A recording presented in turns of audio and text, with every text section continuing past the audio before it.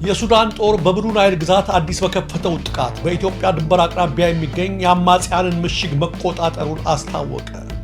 የሱዳን የእርስ በርስ ጦርነት በተለያዩ ግንባሮች እየተጠናከረ ባለበት በአሁኑ ወቅት የሱዳን ሰራዊት በብሉ ናይል ክልል መጠነ ሰፊ ወታደራዊ ጥቃት በመክፈት በኢትዮጵያ ድንበር አቅራቢያ የሚገኝ ቁልፍ የአማጽያን ምሽግ መቆጣጠሩን አስታውቋል። ሱዳን ትሪቢዩን እና የቻይናው ዢንዋ እንደዘገቡት ወታደራዊ ዘመቻው ማክሰኞ ዕለት በጌሳን ወረዳ በአራተኛ እግረኛ ክፍለ ጦር ስር በሚገኘው እግረኛ ብርጌድ የተካሄደ ሲሆን ጥቃቱ ከኢትዮጵያና ሱዳን ድንበር በግምት 1 ኪሎ ሜትር ርቀት ላይ የሚገኙትን ከአቡ ዱግራና አሻምቦ ባሻገር ያሉ አካባቢዎችን ኢላማ እያደረገ ነው ተብሏል። በዘመቻው ወቅት በርካታ ታጣቂዎች በቁጥጥር ስር መዋላቸውን እንዲሁም የጦር መሳሪያዎችና ወታደራዊ ቁሳቁሶች መማረካቸውን መግለጫው አክሏል። የወታደራዊ ጥቃት የተሰነዘረው የሱዳን መከላከያ ሰራዊት ከፈጣን ድጋፍ ኃይል እና ከሱዳን ሕዝብ ነፃነት ንቅናቄ ጥምረት ጋር እየተዋጋ ባለበት በስትራቴጂካዊዋ የድንበር ወረዳዎች ማለትም በጌሳና በኩርሙክ አዲስ ውጊያ ባገረሸበት ወቅት ነው። የሱዳን ባለስልጣናት ቀደም ሲል ኢትዮጵያ በብሉ ናይል ክልል ለሚንቀሳቀሰው ለዚህ ጥምረት የሎጂስቲክ ድጋፍ እያደረገች ነው የሚል የከሰሱ ቢሆንም አዲስ አበባ ግን የቀረበባትን ክስ ውድቅ ማድረጓ ይታወሳል። ሱዳን ትሪቢዩን የጠቀሳቸው ወታደራዊ ምንጮች እንደገለጹት የመንግስት ጦርና አጋር ክፍሎች እስከ ኢትዮጵያ ድንበር ድረስ ያሉትን አካባቢዎች ሙሉ በሙሉ ከአማጽያን ለማጽዳት የሚያደርጉትን ዘመቻ ይቀጥላል። ተመልካቾቻችን፣ አድማጮቻችን ኢትዮጵያ በሀገር ውስጥ ግጭትና ጦርነት እየተናጠች ባለችበት በዚህ ወቅት በሱዳን በኩል ያለው ነገር እጅግ አሳሳቢ እየሆነ መጥቷል። ከጊዜ ወደ ጊዜ የቀድሞው ኢታማጆር ሹም እንዲሁም የቲዲኤፍ ዋና አዋጊ አሁን የብልጽግና አንድ ክንፍ የሆኑት ጀነራል ጻድቃን ገብረተንሳይ ቲቢኤስ ከተባለው ሚዲያ ጋር ባደረጉት ቃለ ምልልስ የሚከተለውን ብለዋል። በትግራይ የወጣው አዋጅ አንድ መንግስት ወደ ፋሺስትነት ካልተቀየረ በቀር የሚያወጣው አይደለም። የነደብረ ጽዮን ቡድን በትግራይ ክልል እየተከተሉት ያሉት ስልት ሻዕቢያና ደርግን የሚያስንቅ አፈና ነው ያሉት ጀነራል ጻድቃን። ጀነራል ጻድቃን ይቀጥላሉ። አንዲት ላም የወደደችው ጥጃዋ ድንገት ሲሞት ነገር ግን ወተቷን ማለብ ስትፈልግ የሟቿ ጥጃ ቆዳ ገለባ ሞልተህ ለእናቲቱ ታሳያታለህ። ይህን የምታደርገው ላሟ ወተት እንድትሰጥህ ነው። ከዚያ በኋላ ታለባታለህ። አርሴ ይባላል ይህ አሰራር። ሁሉም ሰው ያውቀዋል። በትግራይም እየሆነ ያለው ተመሳሳይ ነው። የፖለቲካና የወታደራዊ መሪዎች በወታደራዊ መሪዎች ጫና የቀድሞዋ ህወሓት ለህዝቡ ያሳዩትን ህዝቡን ይበዘብዙታል። ትግራይንም አልበዋታል። ስንት ወንጀል ፈጽመዋል። በወንጀላቸው መቀጠልና መጠየቅም ይፈራሉ በማለት ተናግረዋል። የቲቢኤስ ጋዜጠኛ ወዲያው ይህን በማድረግ በስልጣን መቀጠል ይችላሉን ብሎ ይጠይቃቸዋል። ጀነራል ጻድቃንም ምን ብለው ይመልሳሉ?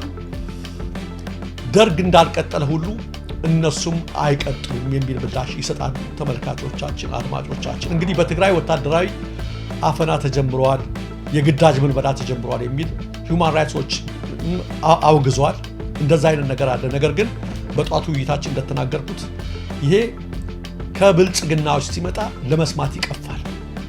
በትግራይ ከተደረገው ወታደራዊ ግዳጅ ባሻገር ብልጽግና የድሃ ልጆችን አፍኖ አጉሮ አሰቃይቶ በግዳጅ ወስዶ እያስገደለ ነው 4 ዓመት ሙሉ ያለማቋረጥ። ስለዚህ አፈሳ የሚበረታታ አይደለም። መወገዝ ያለበት ተግባር እንደሆነ እናውቃለን። ነገር ግን ብልጽግና ጎን ቆመው እነሱ ይሄን ማለት አያምርባቸውም። ጻድቃን ጨምረዋል። ለጦርነት እየተዘጋጃችሁ ራሳችሁ የአብይ አህመድ ዙፋን ለማስቀጠል በአንድ ግንባር ጦርነት እየከፈታችሁ አይደል? ስለ ሰላም ከተናገራችሁ በሰላም ነው መነጋገር ያለባችሁ። ስለዚህ እናንተ ስትሉት ያስቀይማል፣ ያጸይፋል። ደግሞ የትግራይን ወጣት ካስጨረሱት መካከል አንዱ ሰው መሆኑንም አይዘንጉ። ጀነራል ጻድቃን ዋነኞቹ የጦሩ መሪ እናንተ ነበራችሁ።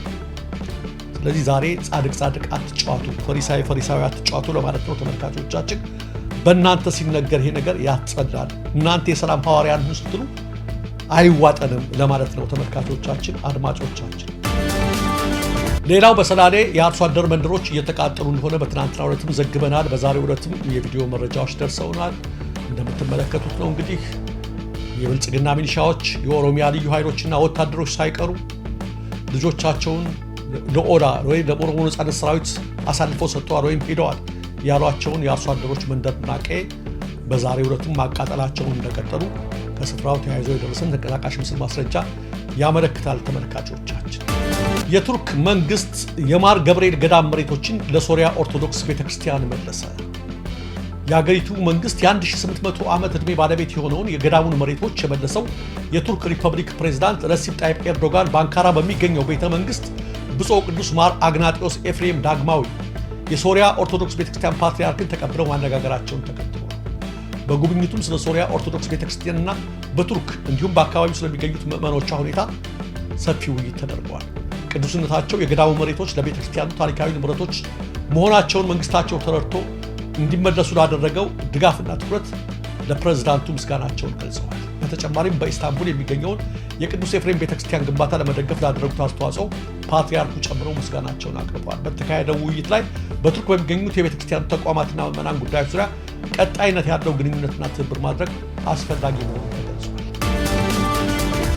በስተመጨረሻም ተመልካቾቻችን፣ አድማጮቻችን በጠዋቱ የዜና መረጃችን እንደተነጋገርነው ዘንድሮ በሚኒሶታ በሚካሄደው የኢትዮጵያ ሰሜን አሜሪካ እግር ኳስ ፌስቲቫል ላይ በክሎዚንግ ናይት ማለትም በመጨረሻው ቀን ቅዳሜ ዕለት ኮንሰርቶች እንዲያዘጋጁ ሌሎች አርቲስቶች አልተፈቀደላቸው። ከፌዴሬሽኑ ውጭ ወደዛ የምትንቀሳቀሱ አርቲስቶችና ፕሮሞተሮች ከሮብ ጀምራችሁ ከማክሰኞ ጀምራችሁ እስከ አርብ ያለውን እንደፈለጋችሁ መጠቀም ትችላላችሁ። ብዙ ህዝብ አለ፣ መስራትን መብታችሁ ነው፣ እንድትሰሩ ትበረታታላችሁ።